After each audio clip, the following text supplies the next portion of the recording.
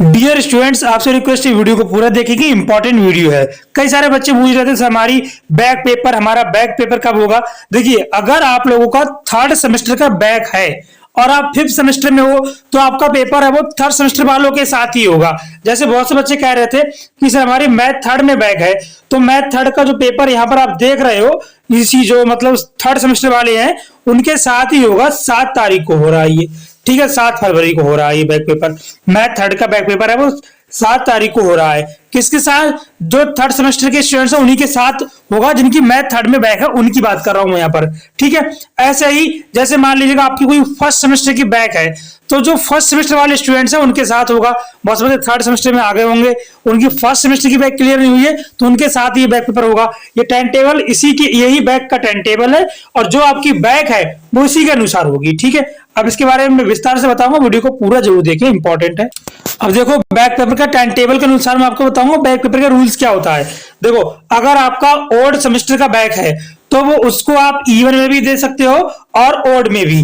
मान लो अगर आपका इवन में क्लियर नहीं हुआ तो आप उसको ओड सेमेस्टर में भी दे सकते हो। मान लो जैसे सपोज एग्जांपल फर्स्ट सेमेस्टर में आपकी बैक लगी है तो मान लो आपको सेकंड में क्लियर नहीं होता है, सेमेस्टर की बात कर रहा हूं, तो आप उसे थर्ड सेमेस्टर में दोगे। जो अब बच्चे मतलब आ रहे हैं उनके साथ आप दोगे, ठीक है।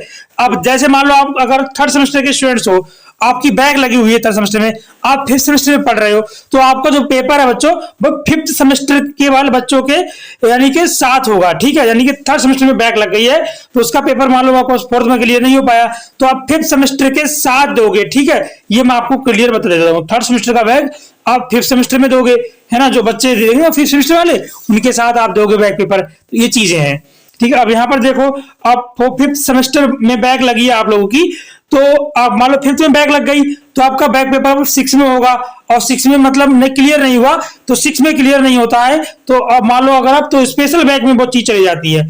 स्पेशल बैक क्या होती है इसके बारे में बाद में बात करेंगे, पहले इतना देख लीजिएगा। इवन सेमेस्टर में अगर आपका बैक लगा है तो उसका पेपर इवन में ही होता है, ये चीज आप ध्यान सुनेंगे। अगर आपका सेकंड सेमेस्टर में बैक लगी है तो उसका पेपर है वो फोर्थ सेमेस्टर में होगा, ठीक है। बस मतलब टाइम टेबल देखकर कंफ्यूजन में है वो आपको क्लियर कर दूंगा, अभी बताऊंगा, ठीक है। और फोर्थ में बैक लगा है तो आपका बैक पेपर है वो 6 सेमेस्टर में होगा। ये बीटीपी के नियम के अनुसार है, काफी नियम चेंज होते रहते हैं। अब बात करते हैं स्पेशल बैक वालों की। जैसे मान लो आपका फर्स्ट सेमेस्टर का बैक है, सेकंड थर्ड फिफ्थ सिक्स किसी का भी बैक है वो आपका क्लियर नहीं होता है तो वो आपकी क्या है स्पेशल बैक में चली जाती है। इसका स्कीम आ गई है, वो मैं आपको दिखा दूंगा।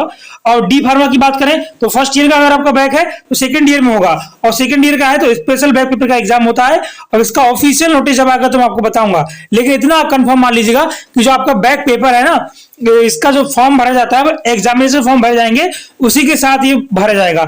और जल्दी नोटिस आ गया तो मैं आपको बताऊंगा। जो पहली बार है जल्दी सब्सक्राइब करें ताकि आपको अपडेट मिलती रहे। टेलीग्राम मॉडल पेपर को ज्वाइन कर ले ताकि आपको टेलीग्राम मॉडल पेपर हम दे सकें।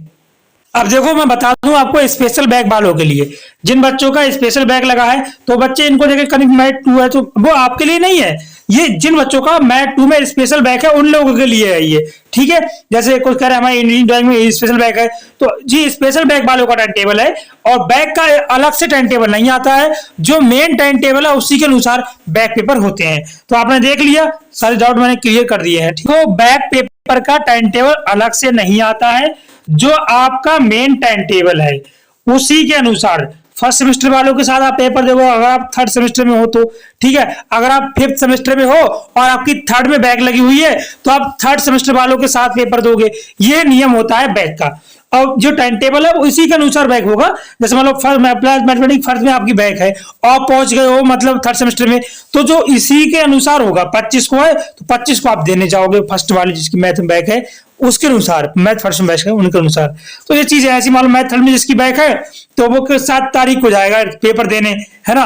क्योंकि जो मैथ थर्ड है वो मान लो किसी की थर्ड में बैक लगी हुई है अब वो पहुंच गया है फिफ्थ सेमेस्टर में तो जो हमारे थर्ड सेमेस्टर के स्टूडेंट्स हैं उनके साथ देगा पेपर, तो है ना। बैक की स्कीम अलग से नहीं आती है, यही बैक की स्कीम है, इसी के अनुसार आपके पेपर होंगे, ठीक है। बैक की स्कीम अलग से नहीं आती है। सारे रूल्स आपको समझ में आ गए हैं। फोर्थ सेमेस्टर वाले की बैक है वो 6 सेमेस्टर में होगी। अब ये कंफर्म हो जाएगा जब आपके एग्जामिनेशन फॉर्म भरे जाएंगे तो सारे डाउट आपके कंफर्म हो जाएंगे, ठीक है। तो ये चीजें हैं, सारे डाउट आपके कंफर्म हो जाएगा। फॉर्म भरे जब कब जाएंगे, मैं जल्दी नोटिस आने वाला है 1 आध दिन में और जैसे ही आएगा मैं आपको बताऊंगा वीडियो के माध्यम से कि फॉर्म कैसे भरना। आज की इस वीडियो को यहीं पे एंड करते हैं। Thanks for watching. जय हिंद, वंदे मातरम, टेक केयर।